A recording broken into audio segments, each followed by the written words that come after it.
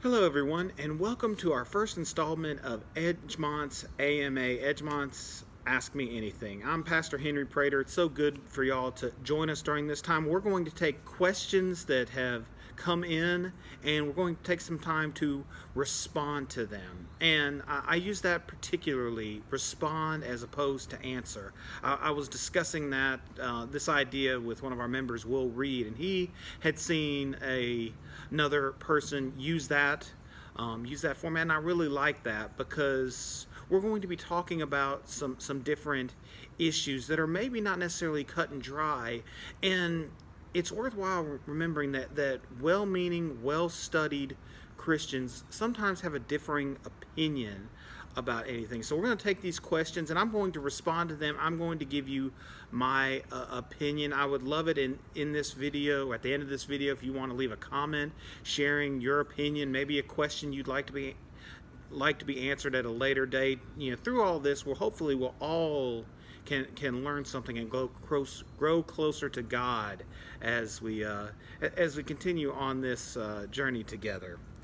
The first question is one that has been on a lot of our minds during this time. We've probably seen it asked. There was a really great N.T. Wright article that responded to that question. I'm not going to go over a lot of that, but it's worth noting. But it's a question about what is this whole coronavirus thing going on, COVID-19. Is this punishment for something? Is God punishing the world, our country, punishing the church because of something we haven't done? Because that seems like something that we vaguely know from the Old Testament, and maybe that's a thing. So is COVID-19 punishment? And I don't believe so. That is not what I think is going on here. And I want to share a scriptural reason why I think that is not how God works anymore. And it's from John chapter 9, verses 1 through 6. As he went along, he being Jesus, he saw a man blind from birth. His disciples asked him, "Rabbi, who sinned, this man or his parents, that he was born blind?" And I want to pause and stop right there for just a second. For a lot of us, that sounds utterly crazy, the idea that a person who was born blind was a product of sin.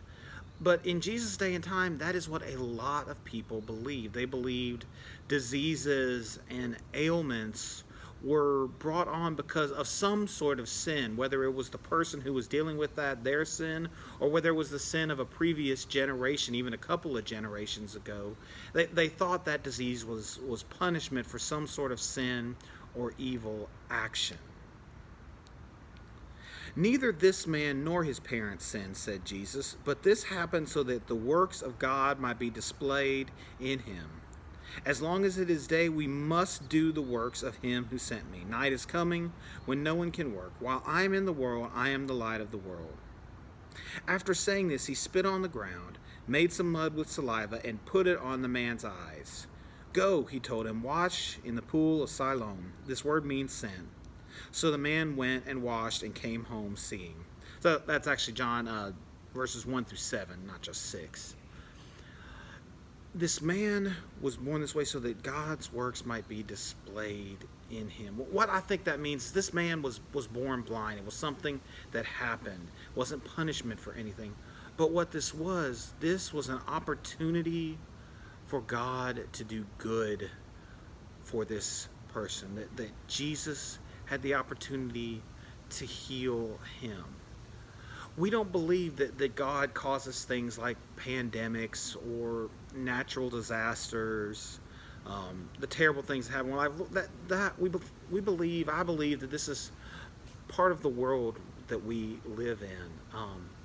But what we do believe is that in the middle of these difficult moments, these troubled circumstances, God is present and active, and it is wanting to partner with us to do good in this world. So this coronavirus is not punishment for any one specific thing, but what it is an opportunity for those of us who believe, those of us who are Christians, to put our faith and trust in God and ask God, how can we be part of the good you would like to do during such a time as this? Another scripture I want to share that I think provides some relevance to this is Romans chapter 8, beginning in verse 22. We know that the whole creation has been groaning as in the pains of childbirth right up to present time.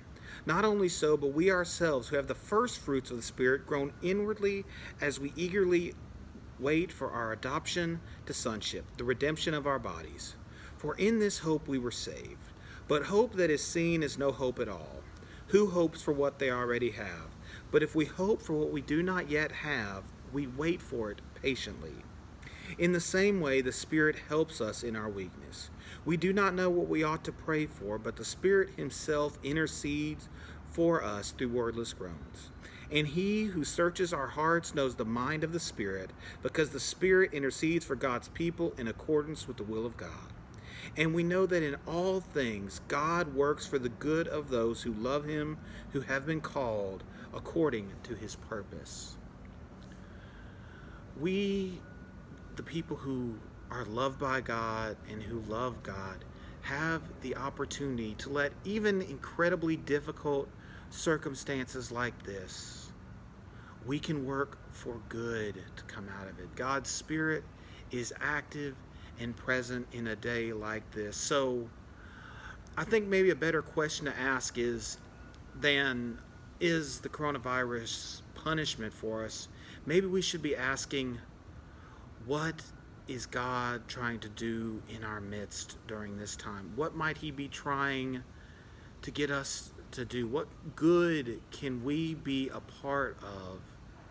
Where is the Spirit leading us to reach out? Maybe to reach out to someone who's really struggling in a time like this. So the coronavirus, I don't think, is punishment. I think God works in different ways. I think God is about using His power, His influence, using His church to do good in our communities, in our world. And I think we can be a part of that. Thank you for stopping by, and I hope you will continue to join us for these segments. Bye.